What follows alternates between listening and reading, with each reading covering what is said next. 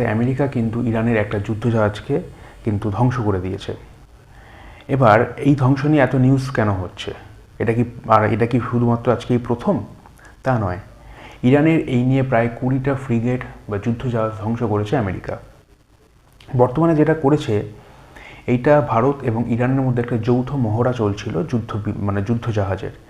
এই যুদ্ধজাহাজ ভারতের ছিল পূর্ব দিকে, ইরানের যুদ্ধজাহাজটা সেটা সেখান থেকে পাস করে যখন নিজের দেশে ফিরে যাচ্ছিল, তখন ভারতের দক্ষিণ দিকে অবস্থান করছিল যেতে গিয়ে। সেই সময় ডিয়েগো গার্সিয়া বলে একটি দ্বীপ থেকে আমেরিকা তাদের মিসাইল লঞ্চ করে। এই মিসাইলটা কিন্তু টর্পেডো অ্যাকচুয়ালি, এটা সাবমেরিন দিয়ে এই মিসাইলটা লঞ্চ করা হয়। সেটা ভারতের প্রায় টেরিটরি, ভারত মহাসাগরের প্রায় কাছে এসে সেখান থেকে সেটাকে লঞ্চ করা হয় এবং ইরানের সেই যুদ্ধ জাহাজটা ধ্বংস হয়ে যায়।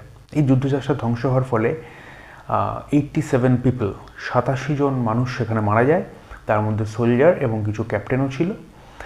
আর এই যে ডিয়েগো গার্সিয়া দ্বীপটা রয়েছে, এটা রয়েছে ভারতের একদম দক্ষিণে, ভারতের বেশ দক্ষিণে, এবং এটা ইন্টারন্যাশনাল ওয়াটারের মধ্যে অবস্থান করছে। সুতরাং এই জায়গায় কিন্তু যে কোনো দেশ তাদের নাভাল বেস করতে পারে বা যে কোনো দেশের এখানে ফ্রিলি ঘুরে বেড়াতে পারে। সেই রকম জায়গা থেকে কিন্তু এই আমেরিকা তাদের এই মিসাইলটাকে লঞ্চ করেছিল, টর্পিডোটাকে লঞ্চ করেছিল।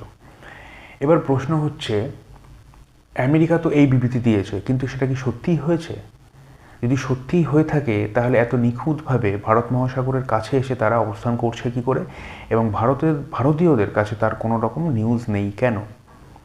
সেটা জানতে গেলে আমাদের আর কয়েকটা দিন ওয়েট করতে হবে, কারণ এখনও পর্যন্ত যতটুকু নিউজ আছে সেটা আমেরিকার বিবৃতিতে জানাচ্ছে তারা ভারতের কোনো রকম সীমা লঙ্ঘন করেনি। তবে আমেরিকাকে বিশ্বাস নেই, সুতরাং আমাদের কিছুদিন ওয়েট করতে হবে।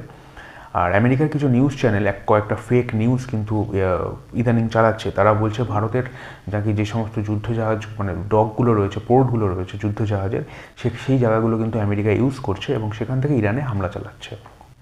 এটা একটা ফেক ন্যারেটিভ, একটা ফেক নিউজ সারা বিশ্বে ছড়িয়ে দেওয়ার পরিকল্পনা হচ্ছে, যাতে ইরানের বিরুদ্ধে ভারতকে ভারত আর ইরান যাতে একটা মুখোমুখি সংঘর্ষে জড়ায় এবং ভারত যাতে ইরানের এগেনস্টে চলে যায় বা ইরান যাতে ভারতের এগেনস্টে চলে যায়। কারণ ভারত এখনও পর্যন্ত কোনো বিবৃতি দেয়নি।